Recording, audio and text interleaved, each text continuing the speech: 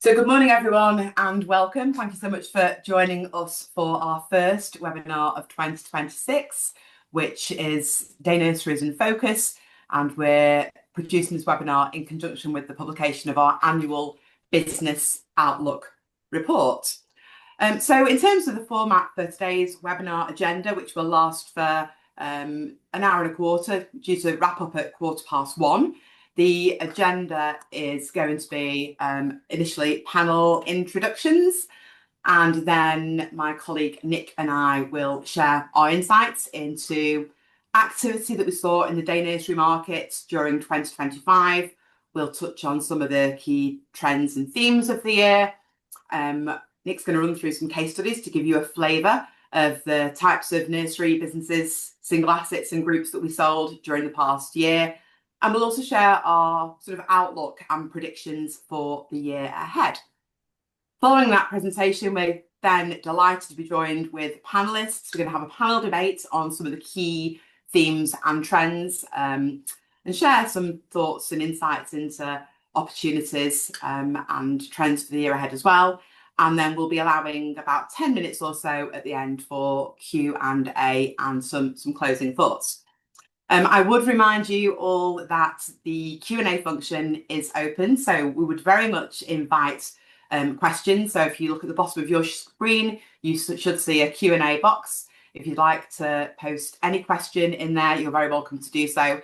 And as I'm chairing this event, I'll be keeping an eye on the Q&A as we progress through this webinar.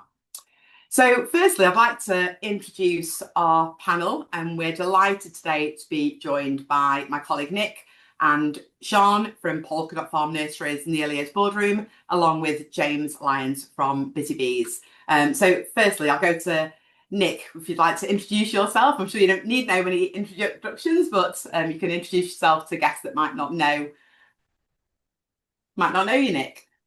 Thanks, Courtney. Great introduction. Yeah, my name's Nick Brown. I've been in this sector for circa 26 years now, and been at Christie and head of Brokerage for in excess of 12 years. Thank you, Nick. And Sian, I'll come to you next. Hello, everyone.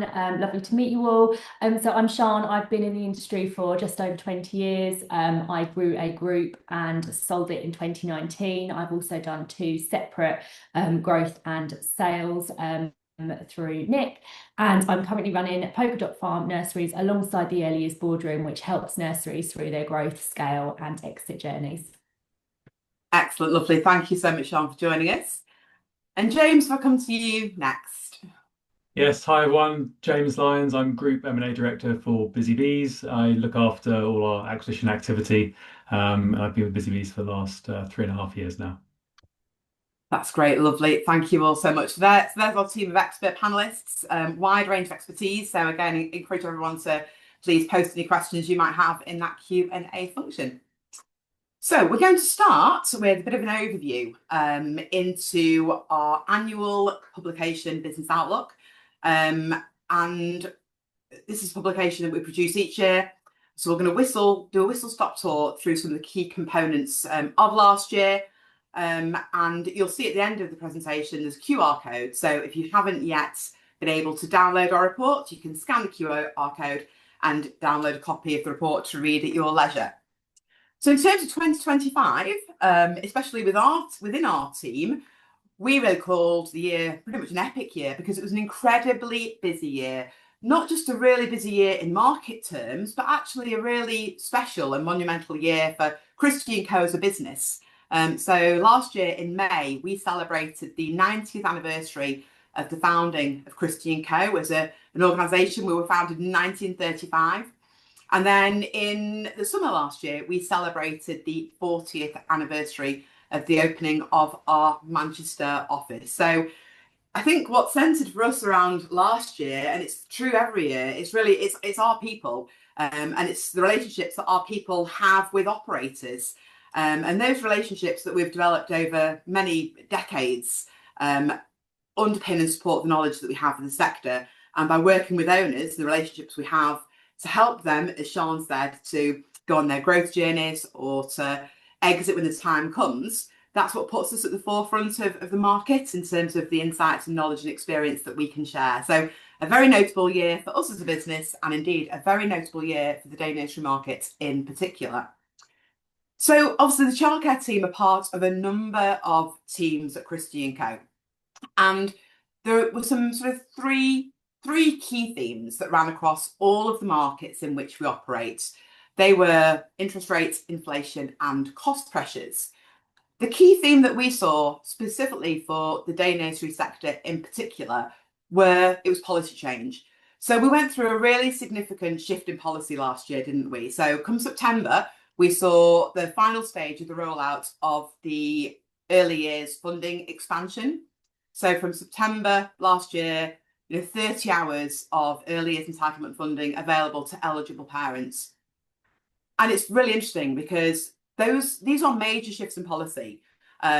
For new entrants to the sector, they may not have sort of been so heavily involved previously in terms of understanding that 15 years ago, 18 years ago, the nursery market was entirely self-funded, private pay, privately funded.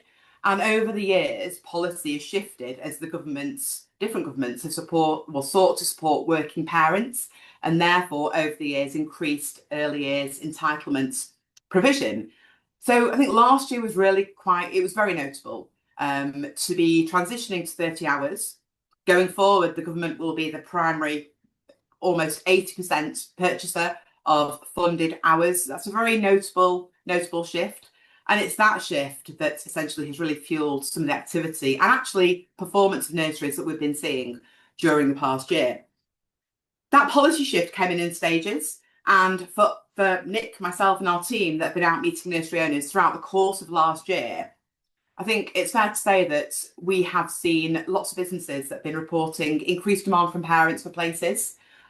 We've seen lots of nurseries expanding their services because actually within their current setting, they've not been able to meet the demand from parents. So we've seen nurseries buying other properties in close proximity, opening additional places, in some cases opening settings that are solely for children under 2 years before those children transition into the nursery.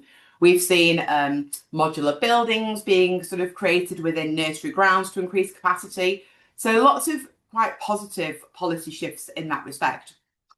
One of the other key themes that we saw last year was the impact of policy changes arising from the autumn budget 2 years ago. There were significant changes in inheritance tax, capital gains changes as well, BADR changes. And a lot of those changes actually fueled a lot of owners that have been in the market or been in the sector for a long time to actually last year make the decision that now's the time they wanted to sell their business, find the right sort of partner that would buy their business and continue their legacy into the future so they could go and pursue new opportunities. So for us in this market, some really notable policy shifts that have moved activity and demand. I think last year as well, the core themes, so interest rates, they've become more stabilised. We are potentially expecting some other sort of slight improvements to rates over the next 12 months, but the more stabilised rates have actually sort of really improved the lending environment. Banks and investors are particularly keen, enthusiastic and very willing to lend into the nursery market. So there's been lots of valuation refinance work that our valuations team have undertaken this year for banks that are supporting operators with their growth and expansion plans. The stabilisation of interest rates has also enabled newer entrants and first-time buyers to access funding at good price, enabling them to come into the sector. And that's been another driver of market activity last year as well. We've seen sort of more stabilised levels of inflation. There's clearly still food inflation and energy inflation arising from the war in Ukraine and other wider economic and geopolitical challenges. I saw some news this morning in terms of inflation for December, but hopefully that will remain relatively measured.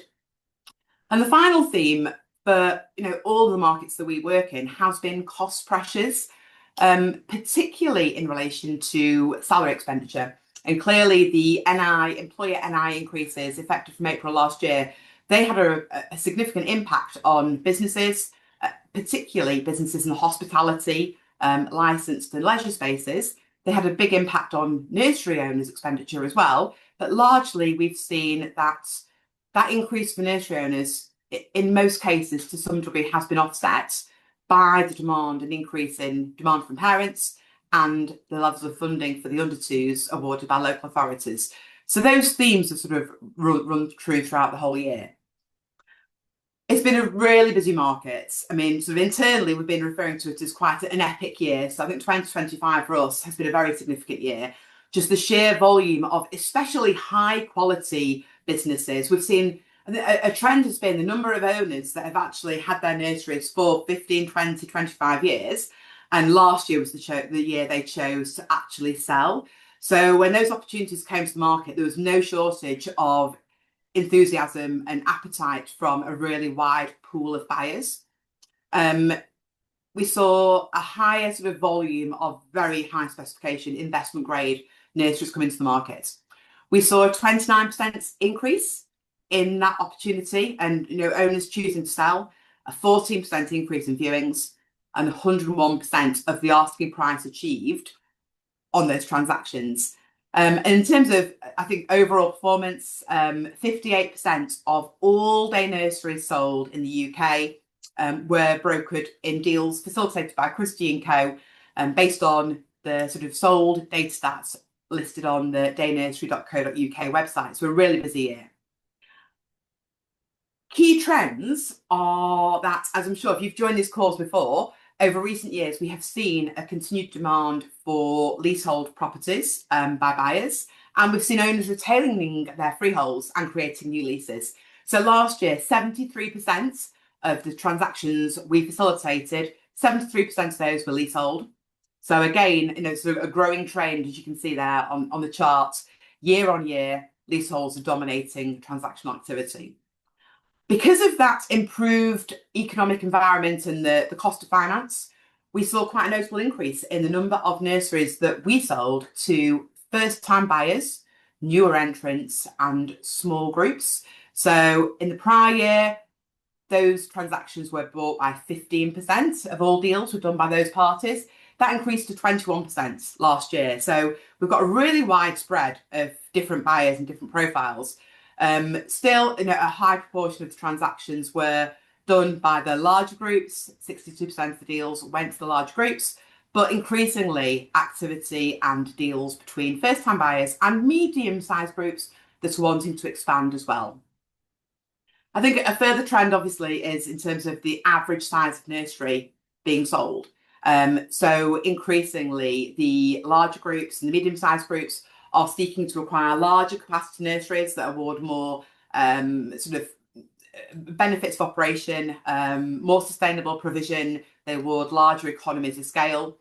Obviously, the entry point for first-time buyers, the level of cash they have available, will be at a different rate to the established providers. So therefore, they're acquiring the slightly smaller nurseries. But there's a real transition to larger nurseries that are being highly desired by the active buyer pool. It's positive to report that, again, last year we saw a 3.8% movement in the average price of nursery businesses sold. So you can see over a 5-year window, we've had really quite sort of solid and steady growth. The 2023 diminution in values of just under 3.3%. That was largely fueled by a bit of a stall in the market following Liz Truss's mini budgets, if you remember that, in the autumn of a couple of years ago, which did have a ripple effect into the market. But last year, 3.8% growth, which is really positive. It shows the strength and demand of the market and the attraction of nurseries to that wide buyer pool and the pricing levels achieved for those. I think, as I mentioned, obviously we do work across a number of sectors at Christie & Co. And I did a presentation yesterday over at one of the NMT events, and it was this slide that created quite a lot of a lot of conversation in terms of, sometimes we're quite focused centrally on day nurseries in our markets, but actually it's really positive to look at the performance of the nursery market against the other sectors that our other teams specialise in. And you can see here, I think, the nursery market is performing, really sort of great stability amongst those other markets. We saw significant growth in restaurants and care assets, but equally we saw challenges within the pub market, again, in part due to operational cost increases, margins being squeezed, changes in sort of trends and public behaviours. And there were some regulatory changes in the dental market, which had a slight sort of impact on that market. But overall, solid, steady growth for nurseries, and we expect that trend to continue into 2026. So I'm going to hand over to Nick now, who's going to share some insights into a few of the deals, a very small number of the deals that we completed last year, just to give you a bit of a flavour of those transactions, what the profile of those deals look like, and just some information on those. So I'll hand over, Nick, to you now. Thank you very much, Courtney. Yeah, what I could try to do here is pick out a handful of deals that have happened this year, just give a complete range on some of the stuff that we see in the market. Not necessarily all of the biggest deals, but some that have got their nuances that hopefully you'll be interested in.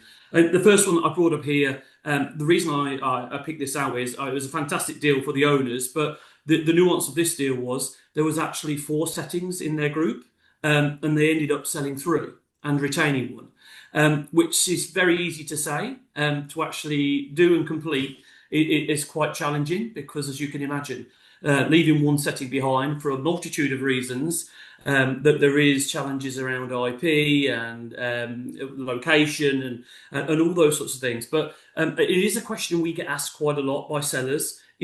Ideally, you would sell your entire group, but there are, as you can see, there are examples here where we have transacted, which is a super established group, but actually they have ended up retaining 1. So I thought I'd cover that off on this particular slide. Move on to the next slide for you, Nick. Thank you. Great. Thanks, Courtney. So this is a fantastic single asset that we recently sold. And again, one of the reasons I popped this up is it's pretty standard in terms of size and all this. It's an exceptional setting. But when we went to originally see these owners, they were unsure whether they wanted to buy or sell. And it's another thing that we get asked quite a lot when we go and see. We don't always go to see to people that are ready to sell. Sometimes, they're not quite sure what they want to do. And ironically, the people that sold this setting, again, own 2 other nurseries, a completely different part of the country. But after conversations and through a process, they ended up selling one of the settings, which they didn't think they would be selling.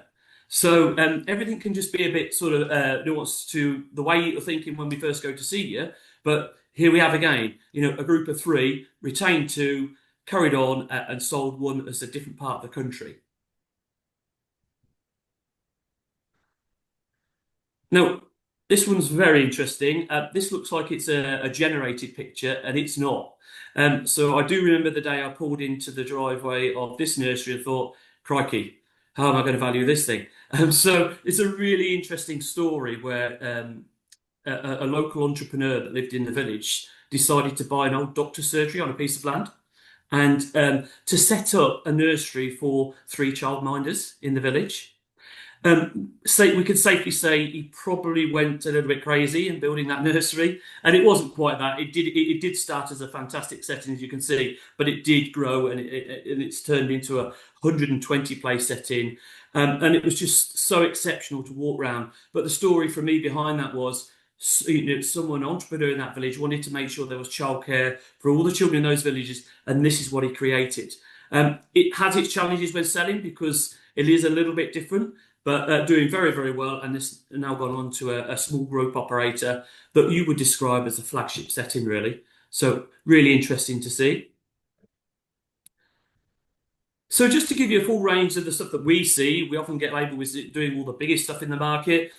We've worked for quite a lot of the councils that have decided that sometimes it's better for them to offload some of their nurseries, which is a whole different conversation I'm sure we could have. But I think for us, where some of these nurseries are not necessarily being run potentially how an owner-operator would run them, or even a small group operator, but they've seen the future in some of these settings under new ownership. And in the challenges around some of the publicly owned sort of settings is that some of their cost base is dramatically higher than what we would normally see. Some of the pensions they offer, some of the wages they offer, and whilst they've got great turnovers, they're not making a lot of money. And as we see, and then they have to try and offload them. But once again, that this little group of 3 was very popular, and has been acquired by London Early Years, who I'm sure will be very successful here. I think I've got one more slide. I just wanted to touch on this because we are beginning to see more sort of vacant settings, and that's because there's not a plethora of them. The reason this one sticks in my mind is I went with a colleague in close for a few months, went into the garden, and a fox ran across my path. Not something you want to see sort of when you're not expecting it. So it nearly gave me a heart attack. But what's great to walk around settings like this is to see that you can see the potential of them, and you can see what, under the right ownership, what they can do. And we relet this building really quite quickly, and it's become now, I'm told, a very nice nurse. It's been refit, and it's got a bright future ahead of it. So you're going to there from some of the biggest groups to some of the settings that are closed. We're seeing a complete range of activity right across the sector. I'll carry on with a couple more slides. Just as obviously, as a company, we like to do a sentiment survey, and we try and go out to far and wide to as many people, just to get your feelings on what's going on in the sector. And as you can see here, the overriding factor here is we've got a big smiley face over there at 40%, which is always good to see. I think that there are a couple other stats on there about what people's acquisition plans are, and I think for some of us that have been at some of the recent meetings at the start of this year, there is an overriding factor that there is plenty of buyers in the market, and people are really positive about 2026 and where it's all going. So these surveys back that up. There are one or two people who've got different points of view, but I think the overriding factor is for anyone thinking about selling, there are more than enough buyers in the market. And just to finish off, we obviously look to try and predict what's going to happen in 2026. I tried to remember what we predicted last year. I think we were slightly nervous, but it turned out to be a super year. But we have seen last year a bigger demand in leasehold settings. I think we've also seen that's because of people deciding to hold on to their real estate. And we are seeing also demand for freehold settings. So it's a good mix. I don't think we would put anyone off about giving advice on the best route for them and which way to take. But we are seeing demand for both. Courteney touched on some of the legislative changes and shifts in policy. I think my point around that is whatever seems to get chucked at this sector, it seems to cope with it and jog on and carry on trading very well. But it doesn't help sometimes. But as conversations were yesterday, some people have seen the funding as a super positive and really increased their bottom lines. And some of the new investors coming into the sector see that as a super positive as well. And some of the people that have been in the sector quite some time think that it's never quite enough. So it's good that helps us all in conversations. But we don't want too much change if we can help it. And just a final point from me is, we're predicting that there are going to be some larger changes in the sector this year with some of the larger groups. I don't think that means necessarily them getting bought out. I think there might be a level back in their corporate financing and who's invested in them. But the signs for that is that sort of money that's changing hands for some of these people shows that people have got a very keen to see the investment come into the sector and can see it's a long-term play, which is good for everybody because we see it as a green light sector and continues to be very busy. That's great. Thank you. Thank you so much, Nick. And I think, as we were saying then, in terms of last year, there's been such a diversity of buyers, and the case studies you shared there showed such a diverse range of opportunities, from the high quality single sites, the groups, nurseries that are closed or can be reopened and traded forward, and also the portfolio transactions. So there's sort of something in the market for everyone ultimately, and it's that breadth that keeps things really interesting for those wanting to make their first entrance or those larger groups as they consolidate and continue to grow. So thanks for those insights. So we're now going to move on to our panel debate. Delighted to have Sian and James with us today. So thank you so much for joining us. I think obviously we've just been highlighting how notable 2025 was for us as a year. So keen to know from both of you, what was last year like for you? How did you see the year play out?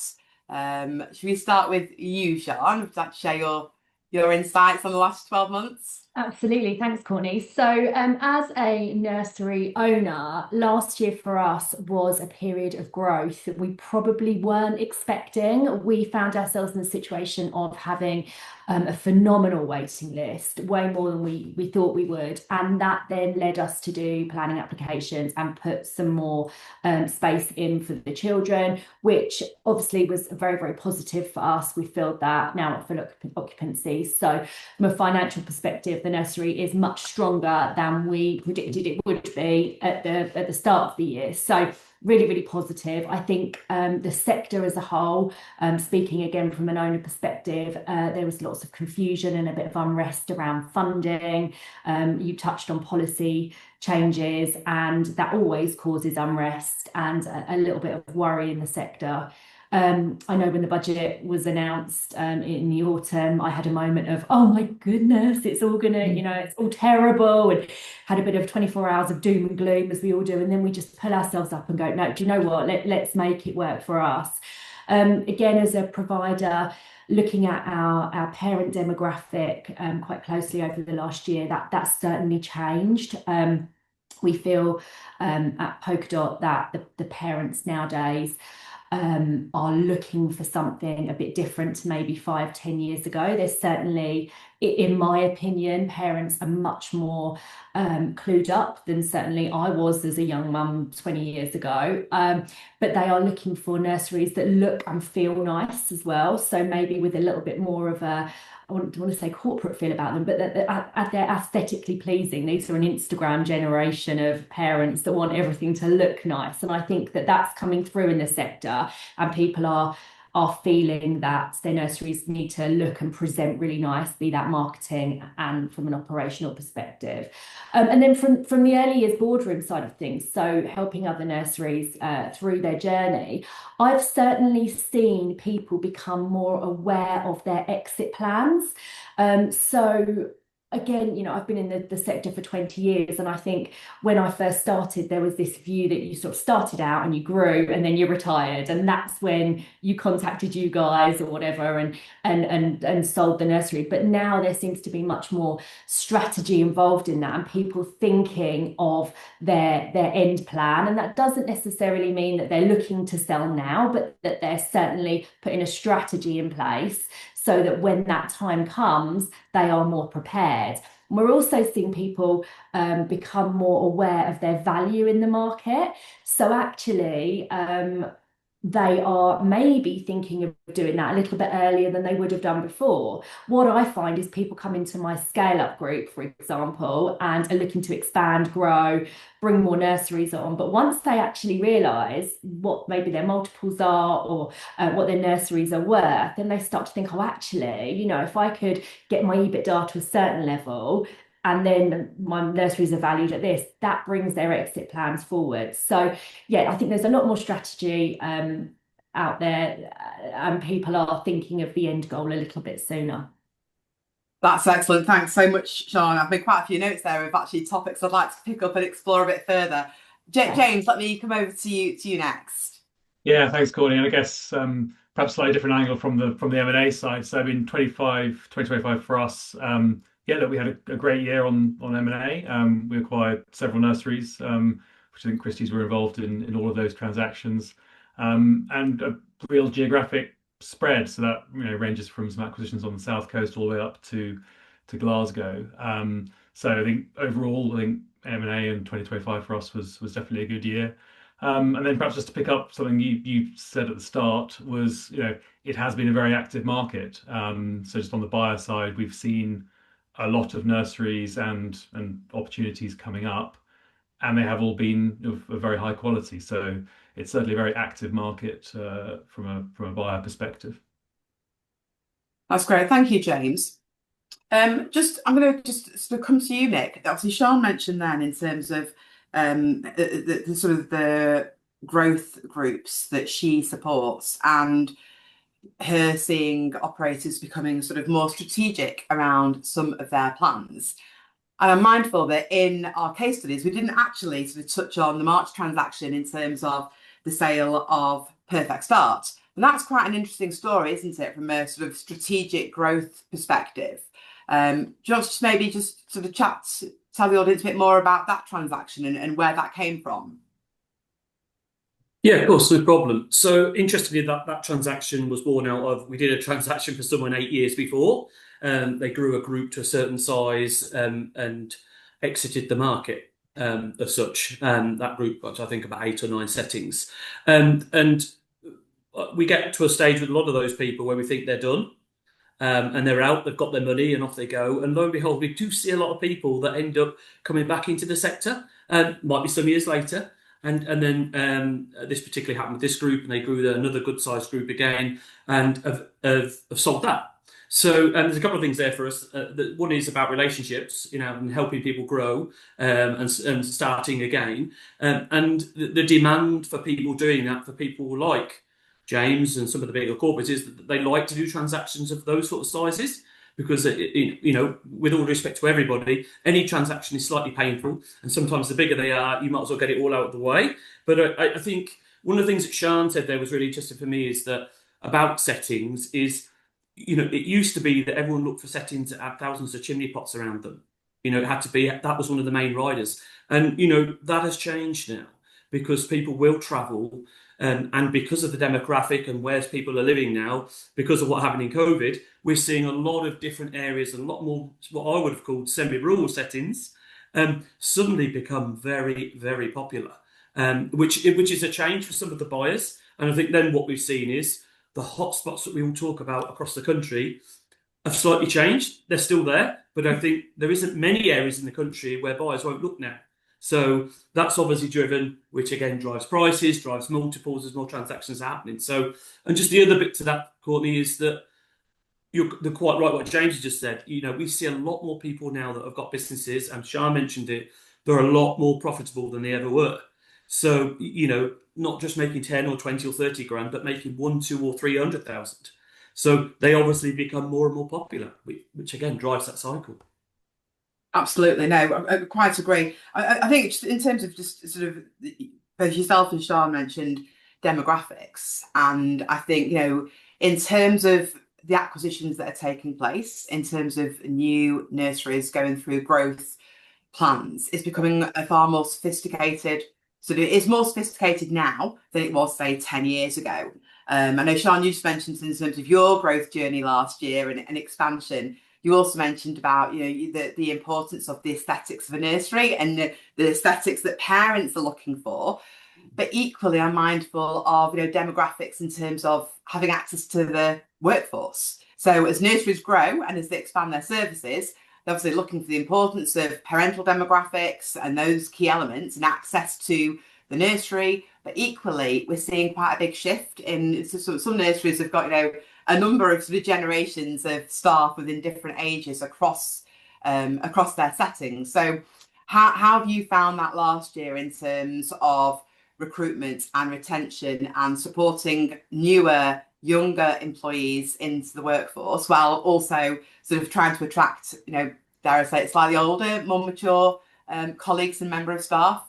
Yeah, absolutely. So, the younger generation of employees coming through are a completely different kettle of fish. They have to be treated differently, and the whole recruitment strategy needs to be very different. My feeling is that the younger team coming through, they need to understand the culture of the nursery. They need to understand who it is that they're working for, what the values are, and they need to feel like they believe in it, because if they don't, they're unengaged, and it's even harder to get them to even just come in and do their job. And I think that's just a natural progression as to who these young folk are now, whereas my age, people in their 40s, and we went to work because we had to go to work, and we worked really, really hard, and that's how we got our promotions. But now I feel like the teams need to be engaged in different ways, and we do that, a lot of that through social media, through sharing our values and what is important to us through that. and by showcasing that we're really having fun in the setting as well. That's really, really important. There's been a change in shift patterns as well. So again, going back to 20 years ago, when it was it was 4 days a week and you did 10 hours a day, and everyone did 40 hours. Whereas now there's a lot more young people wanting to do 2-3 days a week around other hobbies, commitments, whatever it might be. And some nurseries I've seen really push against that with the feeling, well, no, we did 40 hours, we all worked full time. Why shouldn't these young people? It's lazy, but it's not lazy. It's just the way they are. And I think they've got it right. They've got a great work-life balance, and they want to see that in how they're working. So we have to go with it. And by doing that, we get the best of them, and we retain them, and we motivate them that way. So yeah, definite changes in shift patterns, the way they work, how they want to work, and how they need to understand the culture and values behind the nursery. Excellent. Thanks for that insight, Sian. And I'm going to come to you next, James, because I know that when buyers are looking at opportunities, they are looking at a number of different factors, including factors around the workforce in terms of recruitment, retention, the culture of the businesses that essentially buyers are looking at acquiring. We've obviously touched on demographics, and Sian's touched on property elements. But for you as a buyer for Busy Bees, what's important specifically to you in your sort of acquisition strategy? What are the key components that would appeal to you as a purchaser? Yeah, so I think from our kind of Busy Bees perspective on the M&A side, look, quality is always fundamental, right? I mean, we always look for high quality nurseries giving high standard of care, and as you just mentioned, right, it's some of that culture of the nursery. So when you do go and visit and you look around, you very quickly get a sense of what that nursery feels like inside, and you get a sense of the team that are looking after the children there. I mean, ultimately, we look for kind of nurseries that have got great performance and a track record, right? They have a very strong local reputation, a strong team, and effectively we want to look for great performing businesses that fit with our portfolio that we can continue that with. There's obviously the location aspect as well. So we often want to make sure that it fits well with us geographically. We're fortunate to have nurseries all around the UK, so usually we can find a sort of regions that fit well with our existing portfolio. Excellent, thanks, James. I think just in terms of expanding a bit further on that, I'd like to just pick up on a couple of points. So capacity, we saw in the transactions that we brokered last year in terms of the considerations around the different size of nursery and who the different profiles of buyers are acquiring those nurseries. Sian and James, both of you, from your perspective, what do you think capacity plays an important part? What are your views on capacity going forward? I mean, what is the perfect size of a day nursery from your opinions? So for me, I wouldn't look at any sites that were probably under about 70 places. I think from an economies of scale perspective, it makes sense. And I think at that sort of level, you should be able to run a decent level of profit. When I look back to my very first nursery that I opened in 2005, it was a tiny little 30 place nursery. And whilst those nurseries absolutely have their place in society, it must be very, very hard to make those turn a profit now with business rates and the cost of absolutely everything. So for me, over 70, at Polka Dot, we're 122. We can manage that because we have a very, very strong team in place, and we don't have any issues with the recruitment. However, lots of nurseries do at the moment, and that would be it's quite a beast, I think. So I would say ideally, I don't know, 80, 90. James, over to you on that one, I think. Yeah. Look, I think very, very similar perspective as well, especially that Busy Bees tends to have slightly larger centres. And then from the acquisition side, yes, we would typically say, 60 places upwards, that would tend to be where we would look at as a sort of at a minimum. For all the reasons Sian said, that just for us, the larger centres tend to be easier for us to operate, especially as a larger kind of corporate provider. I think also expansion is also a very interesting aspect, which is if we can find nurseries that are perhaps slightly smaller but have that room to grow or room for us to invest and spend some capex to open an adjacent building or something. Those are often very interesting for us as well. Excellent. Okay, thank you both. Also, we sort of found that a lot of our activity last year was supporting owners that were looking to retire and looking to exit. But interestingly, as we highlighted earlier, in our sentiment survey that we conducted in sort of late November, early December, 45% of respondents indicated that during 2026, they actually want to grow and they want to expand. Now, some of them may not have expanded previously. They might have a small group of 3 or 4 nurseries. They've grown organically, and they're going to make their first acquisition, or they might find a new site. I'm mindful of, Sian, you mentioned sort of planning and sort of preparing for growth. What would you both say are those sort of key factors that owners thinking of growing should be really keeping forefront of mind from your respective experiences? If you were going to grow and if they're going to grow this year, be that via a new organic site or an acquisition, what would be most important that they should be thinking about?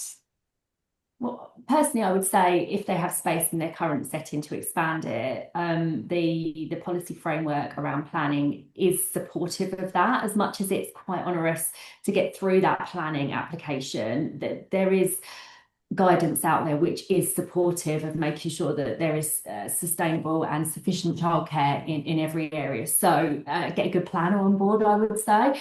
Looking for a new site, I think people need to be growing quite strategically and looking for something unique within wherever their new setting will be. So again, looking back over my career, there was a time when you would look for expansion opportunities near a train station on a commuter route. And if it wasn't within a few minutes of that, you just discount it because that's what parents wanted. But this sort of post-COVID world that we live in, people are much more into hybrid working. They will travel much further for a good setting.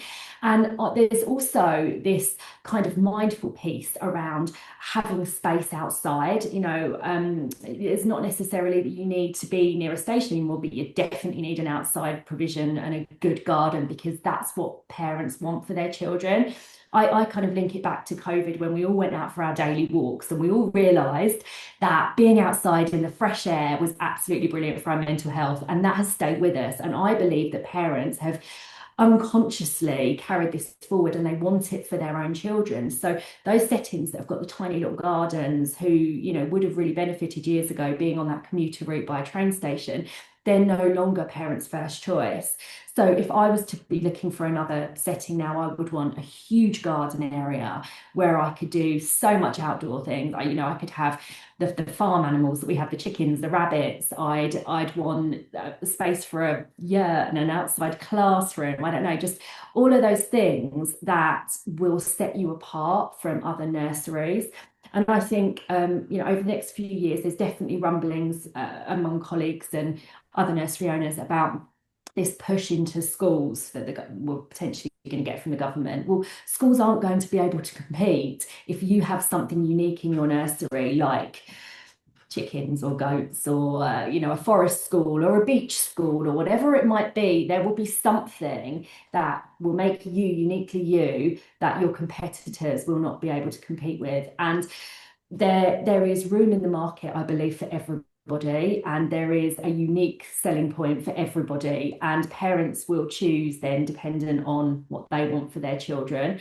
I've got some colleagues who do struggle with the small garden at their setting. They're in London and they don't have a lot of outside space, but what they do beautifully is they focus on art and French.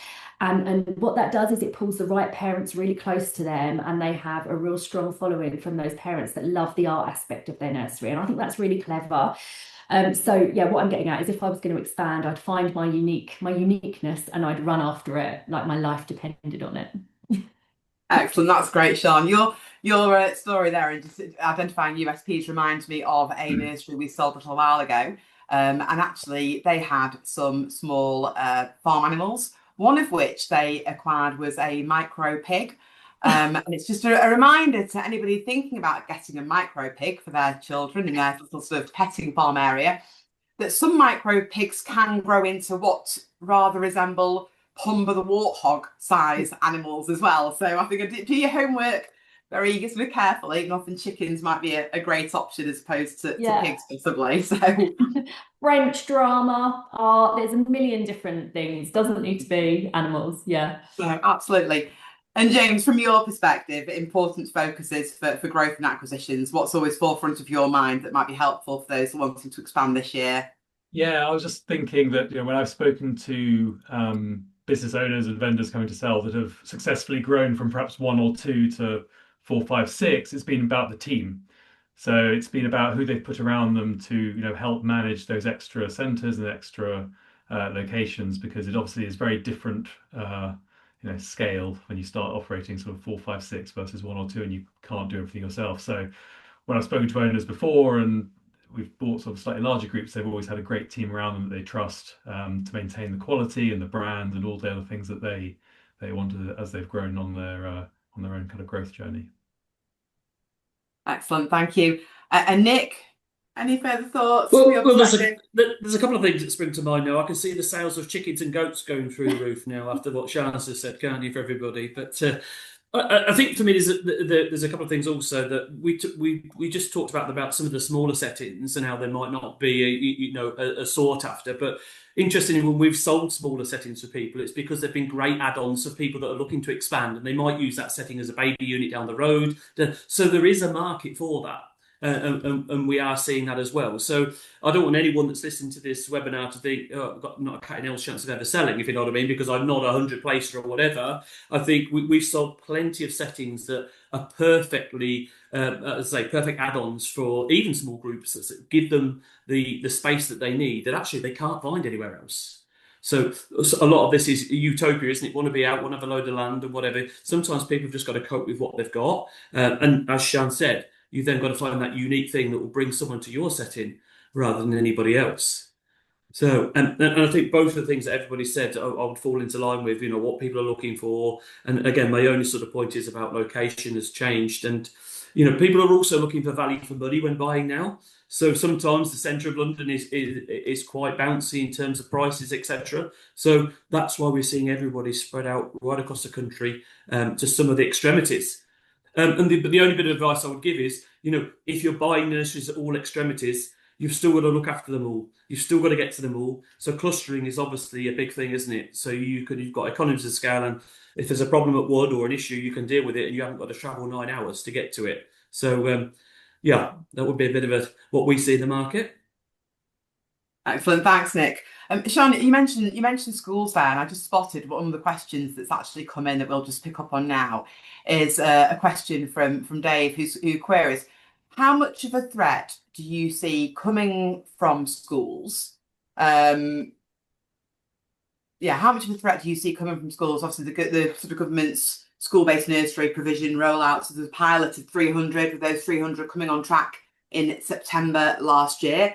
And obviously now that phase is moving into the further rollout of nurseries within schools. What's your sort of thoughts around that? So yeah, kind of two points on it. I think if I was a current provider on a school site, I would probably be a little bit wary, if I'm honest. I would be looking to make sure my lease was nice and secure, which they usually aren't on school sites. They don't, in my experience, they don't tend to be very long. So I would be concerned that at the point that was coming to an end, that might be the end of my tenancy there.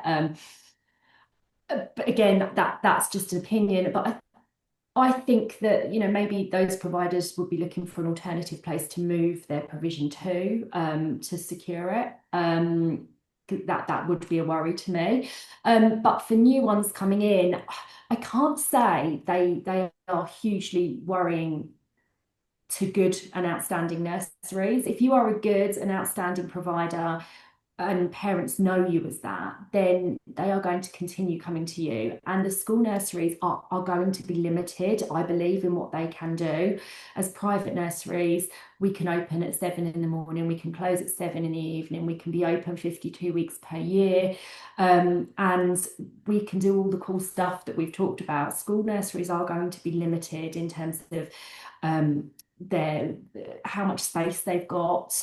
Teachers' terms and conditions will limit their opening hours, and they will appeal to some parents. They really will, but they won't be for everybody. So again, it just goes back to that point we've just spoken about. If you're offering something that they're not, then it's not going to be a problem. I think if you are a term time provider and you aren't differentiated in any way, and one opens up down the road in your child's, in a school, then of course it's going to be a problem. But that's with every business, isn't it? You have to innovate or you die, and that's in every industry. It's not unique to childcare. Absolutely. And James? Yeah, I was just sad. I think it does come down to parent choice. I think Sean's captured it really nicely, but it is that school-based nurseries may be term time only, they may be more limited. So being able to kind of compare with what your offering is locally, I think is very important. Lovely, thank you. Nick, I'm going to come back on to you now. So we sort of touched on the sheer number of recipients to our sentiment survey that are seeking to grow this year. I'm just thinking in terms of, lots of the protocols and how you prepare for growth, in some ways is akin to how you actually prepare for selling your business. If you're wanting to grow and seeking to expand, it might well be that you are seeking bank finance so that when an opportunity arises that maybe you hadn't been expecting, you're absolutely geared and prepared to be able to provide the information to the bank, everything that they might need in terms of, to raise finance so you can compete in that sales purchase potentially.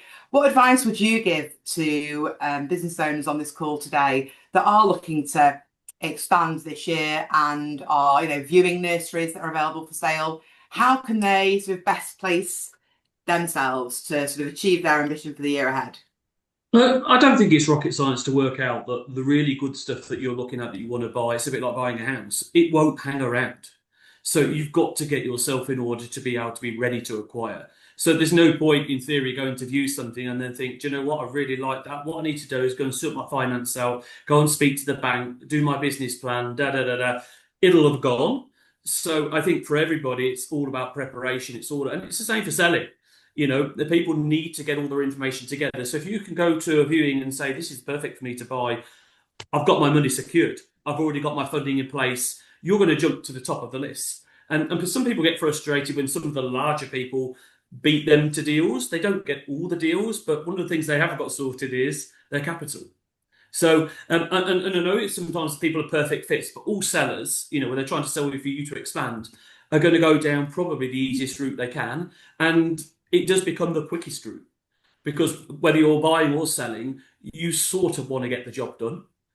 Because the longer it takes and any deal fatigue that happens causes all sorts of problems. So for anyone looking to expand, those that are successful at doing it, they want to be able to project to people how they're doing it, why it should be them they should sell to. But even if to get past that, they need to get themselves in order, because that will be the controlling factor to say whether they do or don't get that deal. Yeah, absolutely. And just to pick up further there, you mentioned deal fatigue. I think one of the trends we have seen, not just within the nursery market, but across all of the markets, is that transaction times are taking longer, aren't they? Enhanced due diligence, particularly by a number of advisors that will surround themselves around advising either the vendor or the purchaser. Just your further thoughts on transaction times and how you can best mitigate that, and how you can really sort of speed and drive your purchase forward or drive your sale forward. Again, it comes down to the quality of your information. Deals, it's an interesting statement to make, but most deals are actually slowed down by sellers rather than buyers, because it's easy to ask the questions. It's the person that's got to get all the information together to be able to facilitate that sale. So if you've got yourself in order and you've got all that tied up, that's going to shorten the time it's going to take you to do stuff. We're seeing those times go outside, not because of any major reason, just because buyers want up-to-date information from To present 2021's accounts is not going to work anymore. You know, what people want is 2025's accounts and some forward-looking numbers. So, and I attach that with, if you're wanting a premium price, then you've got to present yourself in that nature to be able to get that premium price. So that takes a little bit of work. And, you know, it isn't, the perception is that we walk into people and say, I'm ready to sell, let's do it tomorrow. It's actually wrong. What we get a lot of conversations that we're thinking about selling, we need to prep for this. And that might take some time to do. Some people are ready, but we won't actually bring people to the market knowing that it's going to cause a load of problems down the line because you're just wasting everybody's time. So that can be a hard conversation, but go back to the word. It's all about preparation. Buyers, if I present something to James and it's all tidied up in a nice data room ready to go, they're super happy. If they say we're getting that information, you can see everyone's not smile as much. So it's all common sense, really, isn't it? Yeah. But I think detail, it's the devil's in the detail now, and everyone's looking for that extra bit rather than on the back of a fact packet sort of trying to work it out. So probably a good analogy. And there's some great insights in that. I think particularly in terms of, you know, the importance of management information. I think, you know, alongside the importance of that when selling, it's also really important to have that for growth, but also it's important for just day-to-day operations. And you know, particularly, you know, with the expansion of 30 hours, with providers seeing that sort of demand from parents and, you know, how they're planning their sessions, they can act really nimbly if they have regular MI being produced constantly, so they can make strategic decisions, you know, on the data in that moment at the end of each month, so they've got a clear line of sight on that. Sian, this must be a topic that you pick up on quite frequently, because I know there's still a lot of nursery owners that it can be seen as being an extra burden, and an owner's got that much to do day to day. Sometimes it can be a challenge to sort of focus and create the MI. So yeah, absolutely. And we talk a lot about during that scale journey, and certainly during your sell up part, you must become sort of helicoptering over your business and removing yourself from the day to day and just immersing yourself in making sure those numbers are correct in your business, and getting really, really comfortable around those. I think lots of nursery owners that I speak to are a little bit scared of the numbers. There's something that are quite reactive. You go to the accountants once a year and sit there like a naughty schoolgirl while they tell you whether you made money or not, and it's all a bit like, oh God, have we made any money? But actually, when you get ahead of that and you're producing management information and you're tying it to your forecasts or budgets, you can really, really see quite quickly and clearly how the business is doing and assess it against where you want to be. You know, going back to what we talked about earlier, when nursery owners start to realise how much their nurseries could be worth based around certain multiples, it's really easy to do that maths, isn't it? And say, well, actually, if I want to achieve X as an exit, what do I need to be earning as an EBITDA? And then what's the gap? And if you know what that gap is and you're producing management information every month, it's very, very easy to put a strategy into place to get to exactly where you want to be. And I think once people realise it's not that scary and it doesn't need to be balance sheets and P&Ls and zero reports and everything, it just needs to be very, very basic, but clear and understandable from your perspective. One thing we talk about a lot in the boardroom is your accountants on your side and they're working for you. And if you don't understand the information that they're giving to you, then they're not doing a very good job and they need to be reporting it to you in a different way, whether that's in an infographic or a picture or whatever it might be. But, you know, having that understanding of what the end goal looks like helps you get there in stages. James, I can see you nodding along there as well. I think everything that Sian said is rings very true. It's preparation, right? I guess for us, the buyer coming in, obviously financial information is important, but also that it's all the operating KPIs. So it's your occupancy, it's the age splits, you know, understanding that on a monthly basis. So if that information is ready to go, that makes the diligence process so much easier. There will always be questions, there'll always be a lot of work for both sides, but if we can start from a basis of some good information to start with, that will speed things up. And we understand there's a limit as well. We understand there's a limit of what businesses can produce and what they've tracked before, and we can work around all of that. But at least starting from what's available is usually a really good start to a process. Excellent, that's great. Thank you both very much. I can see we have a number of questions that have now been posed. So again, I'd encourage any further questions, please pop those into the Q&A function. I'm going to run through some of these. So we have a question in terms of transactions. What is the best way to manage acquisition costs, especially legal costs? I'm going to put that one to Nick first.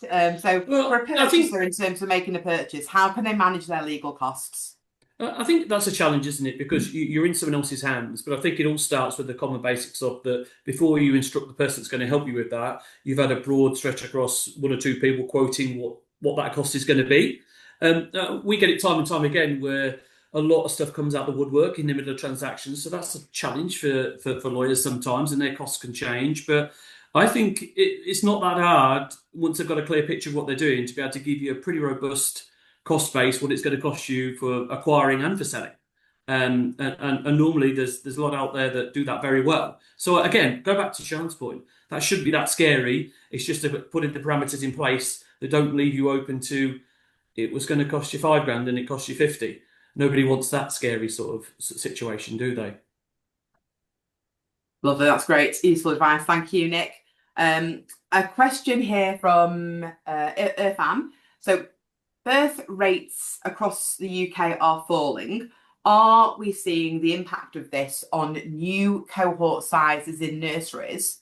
Or is the fall in births being offset by increased demand in childcare generally from dual working households?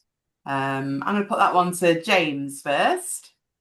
I think demand has continued to be very strong. So I think it's probably the second, which is, look, I think we are seeing, more, dual working households, and that is sort of driving demand in the younger age groups. And obviously the impact of all the government legislation and changes and funding, that is obviously driving, occupancy and demand generally for the sector.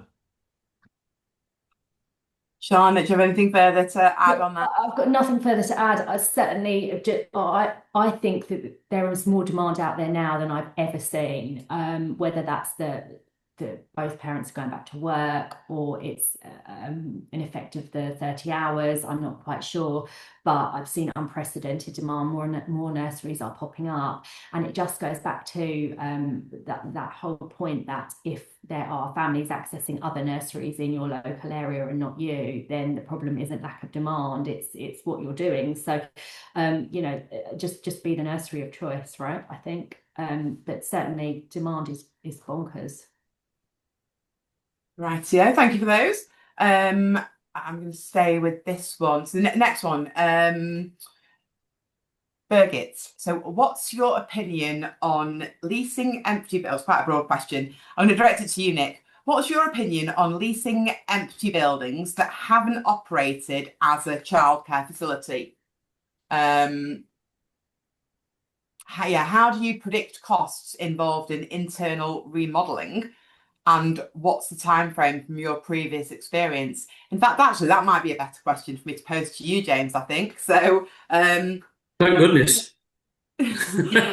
Leasing, yeah. So, opinion around leasing empty properties that haven't traded as a nursery report before, and how do you predict costs of presumably not just internal remodeling and fit out, but equally if you're going to operate, how we've heard about high demand. So how do you sort of factor in that length of time for that business to become mature, I suppose, as well? Yeah, look, I think opening new sites and doing conversions is challenging. I think it's very difficult. I mean, we do have a range of different buildings and types depending on where we're at in the country. Look, I think yes, you've got obviously the cost of remodeling. I think if you were going down that path of opening a new nursery in a building that wasn't a nursery before, you obviously want to make sure you've got a long tenure there to make sure you can sort of regain your capex up front, because as you say, it will take time to fill. But if it's a great building with a great location, it brings you some of the things perhaps Sian was talking about in terms of outside space or those things. You can see it being a wonderful, unique setting. Then I can see how it could be a great opportunity for someone. Nick, anything further to add? Yeah, I mean, what I was going to add to that was, the easier entry point and cost for someone coming in that's not buying someone else's business is an organic site. The challenges with that are, just as James has said, you've got to get them running, your cost base. It could take you 2 or 3 years to get them up to the right occupancy levels you need to do. Some take less, some can take more. So that's the challenge, and all that's the dichotomy you've got with buying a trading business that's producing an EBITDA that you can hopefully build on. So you can see both, and you can see why across all the acquisitions that we do, there is a fair mix. But I think you've got to be prepared and get the right advice. If you're going to be opening a nursery, might cost you less, but it could cost you a lot more in the long run if you get it wrong and you get your cost base wrong, because you are going to run at a deficit for some time. Yeah, no, quite. I think the professional advice on that is key, isn't it? Because it's also making sure if you are taking on a vacant leasehold premises, you need to make sure you have got a schedule of commissioned before you take the lease on. Is the lease drafted on the right terms? What's the level of sort of market rent going to be? And I think the key for anyone seeking to expand and grow this year, be it by way of them making acquisitions to grow their businesses, or if they're taking on vacant sites to grow, it's almost you have to be thinking about, even though you're growing now, what is your exit? How attractive will that nursery be when you come to exit in 5, 10 or 15 years time? Is that what a buyer is likely to be looking for? Ensuring it's not over rented, it's in the right location, the assets configured in the right way for operational efficiencies. It's all those opportunities in terms of how you can create USPs in that location as well. So probably quite a few factors there to consider. I'm just thinking we've got quite a few questions now. Let me put this next question to you, Sian, if I may. Are you finding an increase in send support affecting staffing ratios, resources, and/or impacting, enhancing your business and profit? Do you expect the upcoming send paper to affect early years? I mean, the short answer is yes, there is a massive increase in the number of children requiring additional support in the nursery for all things related to SEN. We have 2 full-time SEN co's in the nursery. And yes, it does have an operational impact because of the amount of time it takes them to do everything that they need to do. Do I have any expectations of the SEN report? I don't like to have expectations. We just like to make it work. And I think that just needs to be accounted for in the daily cost of running the business. It is our responsibility to have SENCOs in place and support these children. Having a large nursery goes back to that economies of scale and having the profits there to be able to put into things like that. And maybe the smaller settings don't have that luxury. So I can understand how actually funding rates will impact those smaller settings much more than it would affect us. But no, I don't necessarily have any expectations. I just like to be pleasantly surprised when these things come in, Courtney. We'll see how that goes. Well, that's it. It's quite a long delayed white paper, isn't it? So, I mean, we're now midway through January. Would have thought by now, or you would have hoped by now to have heard news, but yeah, it does affect us operationally, and it's only going to get worse, in my opinion. Yeah. All right, thank you for that. I think I'm just having some quick scroll through to see if there are any other questions that we sort of are new that we haven't really yet touched on. I think we've probably touched on the majority of those. There are a couple in there which are a bit more specific, and we'll respond separately by way of a follow-up on those. So questions just come in from Lauren, inquiring about, to be prepared. And we've touched on preparing for sale, and Sian's spoken about the things that you need to prepare and what James is looking for and other buyers are looking for. Just seeking sort of, what items are those? And a question's been asked, do we have a document we can share? And we certainly can share a document by way of a follow-up in terms of the key things to prepare and have ready. I think linking into another question that actually I can see in the comments box there. I think a number of the things we've touched on today is that essentially we often have clients that they may have no plans whatsoever to sell in the short term. They might be planning to sell in 3, 4, or 5 years ahead. But sometimes unexpectedly things happen in life, which unexpectedly mean that actually owners do need to sell for a variety of reasons. That could be a whole host of issues that for whatever reason their plans have to come forward.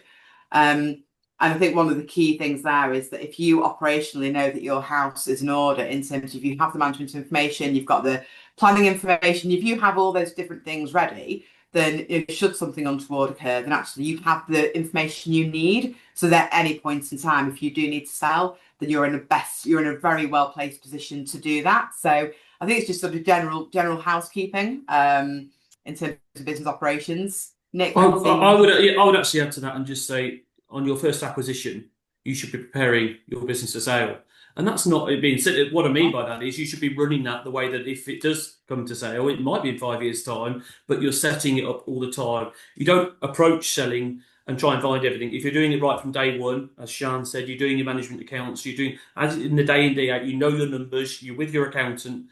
That's got to be the way you set up from the start, because you will then be used to it. Yeah. And again, just think about it, what you want to see if you were buying. It's as simple as that, really, all those bits.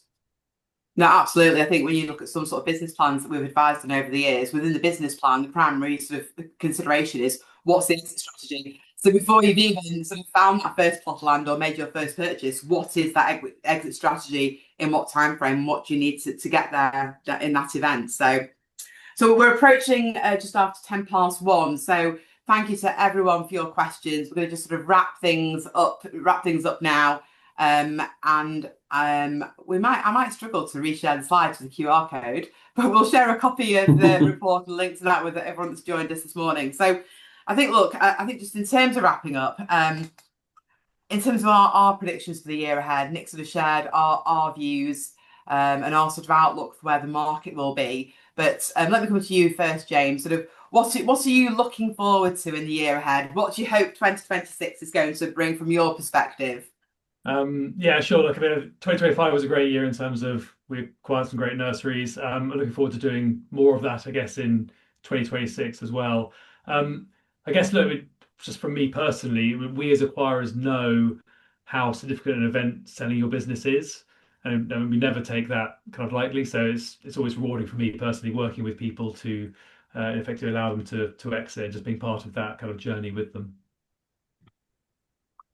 Thank you, James and Sian. Your plans for 2026? So after a pretty wild year last year, I think we're just going to take a little bit of time just to settle the farm into its heightened occupancy. I think from the early years boardroom, I'm going to start my newer groups in March, so working with some new nursery owners on their journey, and I think as an industry as a whole, I think people are going to start to find their feet a bit more with the new funding requirements and the things we're needing to be done. So yeah, I'm excited for this year. I think it's going to be a good one. Excellent. Equally excited. Nick? Yeah, I think the word for me is relationships this year again. We built some fantastic relationships last year, and people that wanted to exit, giving them the right advice. We're confident 2026 has been super busy. We've had to widen our team just to cope with that demand, and hopefully everyone that Sian's got in her group that wants to sell, they ring me. But but no, it's we think it's going to be a buoyant year 2026. I'm really looking forward to it, and it started off pretty busy, which is good. No, it has indeed. It has indeed. So look, I think as we approach the 1:15, I'd just like to. James, Sian, thank you so much for joining us for this webinar. We and our audience really appreciate your insights and your expertise. Thank you also, Nick, for sharing those case studies and your experience as well. So thanks for your time. Thank you, everyone that's joined us, for your questions, and thanks for being engaged in this. We will send a link to our business outlook reports by way of a follow-up. And we wish you every success for a very positive and potentially growth-fueled 2026. So thank you all for joining us.